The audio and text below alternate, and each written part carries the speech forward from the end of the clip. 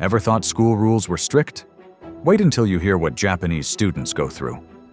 From underwear checks to banning ponytails for the most bizarre reason, some of these rules will leave you speechless. And just when you think it can't get worse, it does. Stay with us as we uncover the most shocking and downright unbelievable school rules in Japan. Number 10. Must wear white underwear. Yes, you heard it right. Japanese schools have a rule about underwear.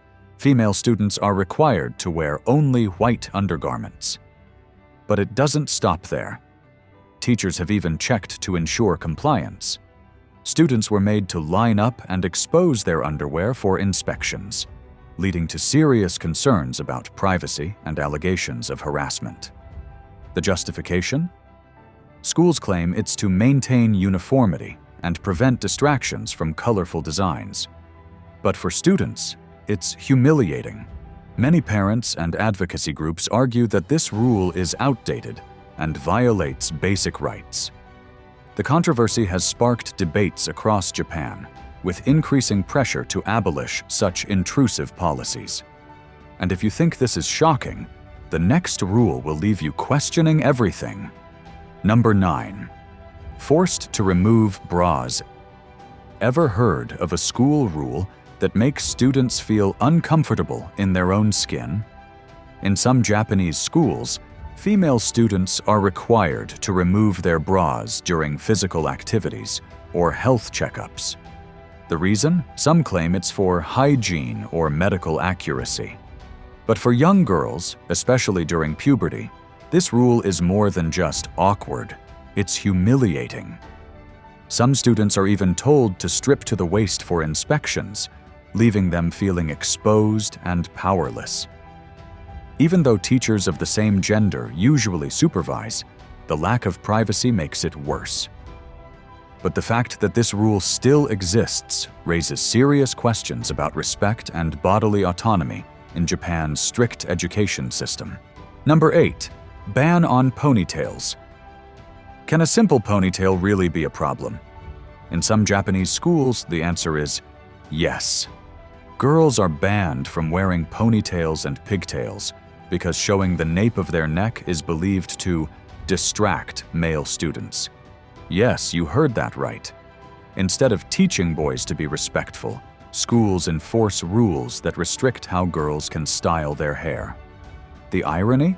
Some other hairstyles that reveal just as much skin are perfectly fine. This inconsistency makes the rule even more questionable. For many students, it feels less about discipline and more about control. Number 7. Love is banned too. Falling for someone in school? In Japan, that could get you in serious trouble. Many schools strictly forbid students from dating, believing it will pull them away from their studies and extracurriculars. But they don't just rely on trust. Some schools go as far as investigating students' personal lives. If a classmate reports you or a teacher suspects something, you could be called in for questioning. And the consequences? Harsh. Some students face suspension, while others are pressured to leave the school entirely.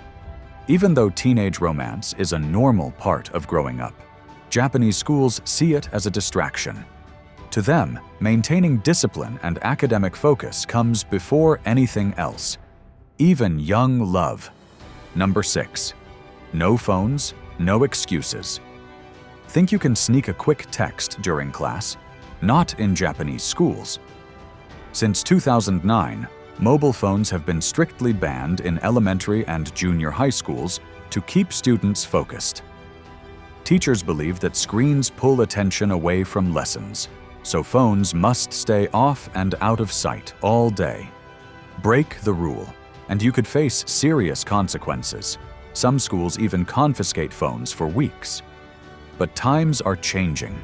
With technology playing a bigger role in education, some schools are starting to rethink the ban. While strict policies still exist, the debate over whether students should be allowed limited phone access is growing. Will the rules ease up, or will Japan continue to keep classrooms phone-free? Number 5. No room for bullies. Not every rule in Japanese schools is strict just for the sake of discipline. Some are actually there to protect students.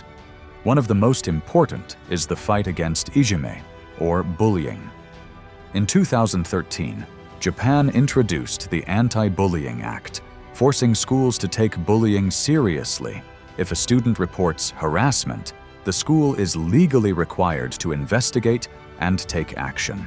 To keep students safe, schools now conduct regular surveys, work closely with parents, and collaborate with local authorities. While reports of bullying have increased, it's not because bullying has gotten worse, it's because more students feel confident speaking up. This rule isn't just about punishment. It's about creating a safe space where students can focus on learning without fear. Number 4. Uniformity over individuality. In Japanese schools, what you wear isn't up to you. The uniform dress code is taken seriously, symbolizing discipline and equality. Students are required to wear tailored blazers, white shirts, and dark-colored skirts or trousers, not just in school, but often outside as well. It's not just about looking neat. Schools believe uniforms minimize distractions and promote unity, but the rules go beyond just clothing. Skirt lengths, shoe types, and even how students wear their uniforms are strictly regulated. Standing out isn't encouraged. Japanese schools prioritize conformity over personal style, making sure every student looks the same. Number 3, no teacher, no problem. In most schools, a missing teacher means a substitute steps in, but not in Japan. If a teacher is absent, students are expected to handle things on their own. No babysitting, no slacking off, just self-directed learning. This system is meant to build discipline and independence. Instead of relying on a substitute, students complete assignments and study without direct supervision. Sometimes, vice principals or other teachers step in, but there's no expectation of a full lesson. While it might seem unusual, Japanese schools see it as a way to prepare students for real-life challenges, teaching them to stay focused, responsible, and adaptable, even when no one is watching. Number 2, a school year like no other.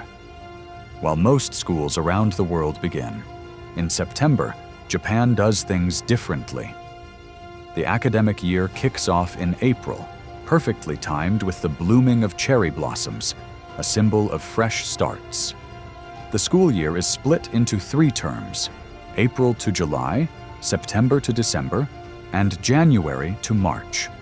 Summer vacation, it's shorter than you'd expect, just 6 weeks, but this schedule isn't just about academics.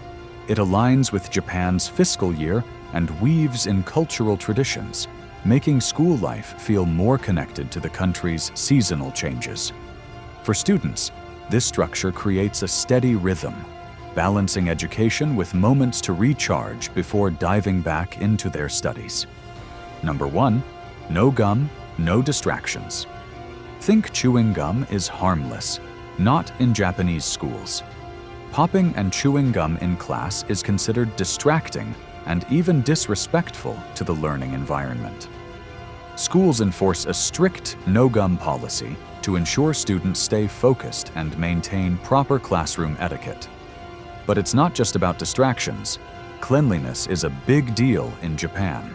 Gum stuck under desks or littering the school grounds goes against the country's deep-rooted respect for order. By banning gum altogether, schools reinforce discipline, keep classrooms tidy, and ensure students uphold a culture of respect. Breaking this rule might not seem like a big deal, but in Japanese schools, even small disruptions are taken seriously.